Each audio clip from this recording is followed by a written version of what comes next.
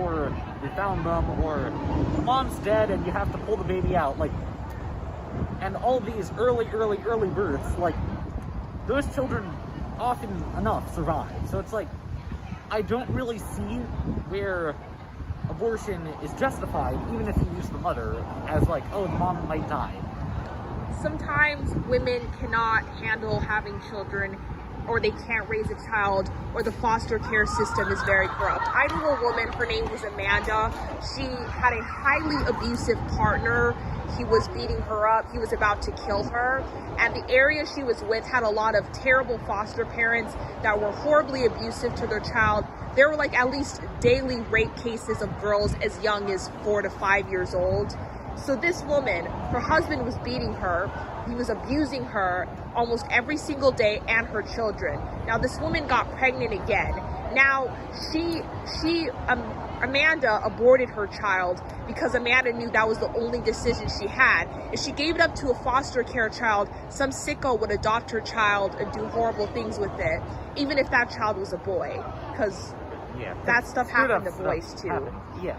And that woman, if she raised a child, she'd be raising it with an abusive dad. That child would know abuse from the day it was born. So Amanda decided it was best to have an abortion. And Amanda tells me now, she's left the man and all, she says that she does not regret her decision. What would you say to Amanda? I'd say to Amanda, what would a person, that kind of mentality is the kind of thing that brings us to think, okay, then the world would be better if we destroyed it. Because if you'll think about it, if humans keep breeding and, you know, living and having children and whatnot, there also is going to be suffering and pain and death that goes with it. So in the end, if we keep on, you know, having children and more children and more children, well, the amount of human suffering will go up,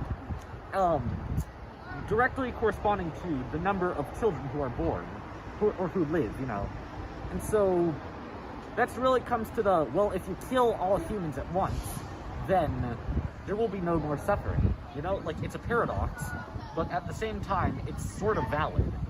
So I would say that's a very dangerous train of thought, because you have to balance out, well, but will they be able to affect a change that will be able to help, versus let's just kill them and make sure that they'll never actually suffer.